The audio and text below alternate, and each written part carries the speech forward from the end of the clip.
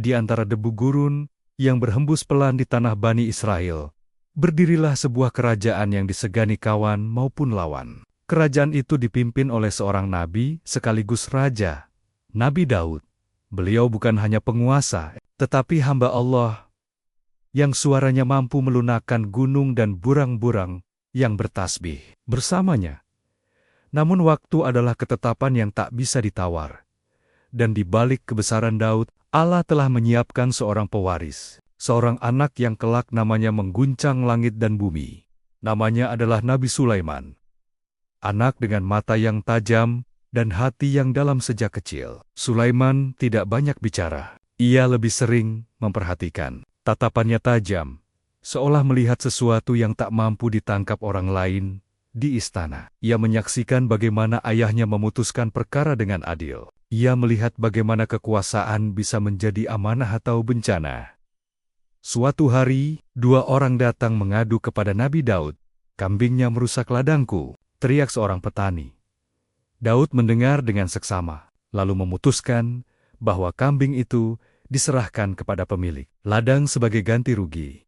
Semua mengangguk, namun seorang pemuda berdiri perlahan.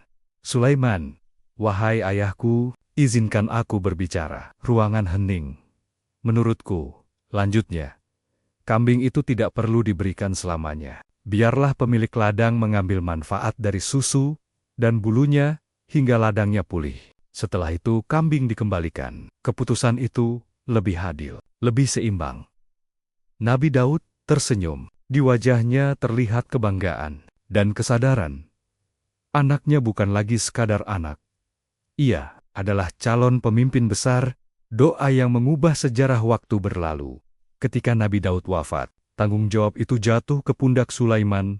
Ia bisa saja meminta harta tak terbatas. Ia bisa saja meminta umur panjang. Ia bisa saja meminta kemenangan abadi.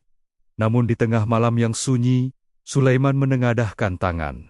Ya Tuhanku, ampunilah aku, dan anugerahkanlah kepadaku kerajaan yang tidak dimiliki siapapun setelahku. Doa itu mengguncang langit, dan Allah mengabulkannya. Ketika angin menjadi pasukan pagi pertama, setelah doa itu terkabul, sesuatu yang tak pernah terjadi sebelumnya terjadi. Angin berhembus, tapi tidak liar. Ia bergerak sesuai perintah. Bawalah kami ke negeri utara. Angin mengangkat pasukan, membawa mereka melintasi jarak yang biasanya ditempuh sebulan perjalanan. Hanya dalam satu pagi. Pasukan Sulaiman bukan pasukan biasa. Di dalamnya ada manusia, ada jin, ada burung-burung yang terbang membentuk formasi. Kerajaan ini bukan sekadar kerajaan. Ini adalah tanda kekuasaan Allah di bumi. Namun, Sulaiman tidak pernah membusungkan dada. Setiap kali ia melihat mukjizat itu, ia berkata pelan, "Ini hanyalah karunia Tuhanku untuk mengujiku." Bahasa yang tak dipahami manusia. Suatu siang, pasukan besar itu melintasi sebuah lembah. Langkah mereka teratur, barisan mereka rapi. Tiba-tiba, Sulaiman tersenyum. Ia mendengar sesuatu. Seekor semut kecil berteriak kepada kaumnya, "Masuklah ke sarang kalian, jangan sampai Sulaiman dan tentaranya menginjak kalian tanpa sadar." Tak ada manusia lain yang mendengar. Namun Sulaiman mendengarnya dengan jelas. Dan ia tertawa lembut. Bukan karena sombong, bukan karena marah, tetapi karena takjub. Seekor semut kecil memikirkan keselamatan bangsanya di tengah kekuasaan yang luar biasa. Sulaiman justru belajar dari makhluk kecil itu. Ia berdoa lagi, "Ya Allah, jadikan aku hamba yang bersyukur." Hilangnya seekor burung suatu hari. Pasukan kembali berbaris. Sulaiman memperhatikan satu persatu. Matanya tajam. Di mana Hadad? Burung kecil itu tidak terlihat. Wajah Sulaiman berubah serius. Jika ia tidak memiliki alasan yang jelas, akan aku hukum. Ancaman itu bukan karena emosi. Disiplin adalah bagian dari kepemimpinan. Tak lama kemudian, suara kepakan sayap terdengar. Hadad datang, namun ia tidak datang dengan ketakutan. Ia datang dengan kabar besar. "Aku mengetahui sesuatu yang engkau belum ketahui." Kalimat itu membuat seluruh pasukan terdiam.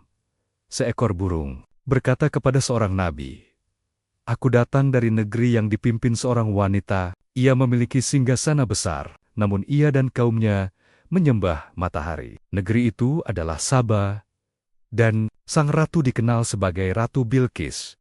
Sulaiman tidak langsung menyerang. Ia tidak menghunus pedang. Ia mengambil selembar surat.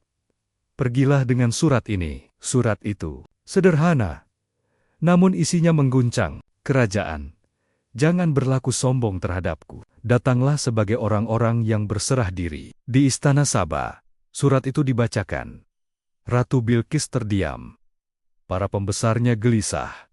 Perang atau tunduk? Namun Bilqis bukan ratu sembarangan. Ia memilih strategi.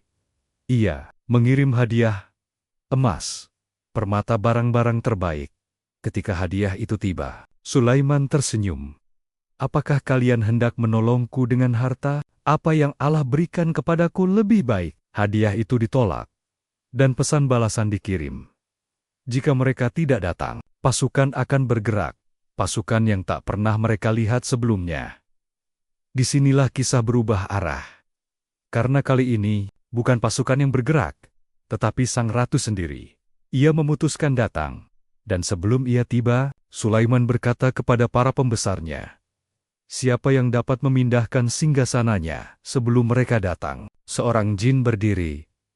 "Aku bisa sebelum engkau berdiri dari tempat dudukmu." Namun seorang yang memiliki ilmu berkata, "Aku bisa sebelum engkau berkedip." Dan dalam sekejap, singgasana itu sudah berada di hadapan Sulaiman. Ia kembali berkata kalimat yang sama. "Ini adalah ujian.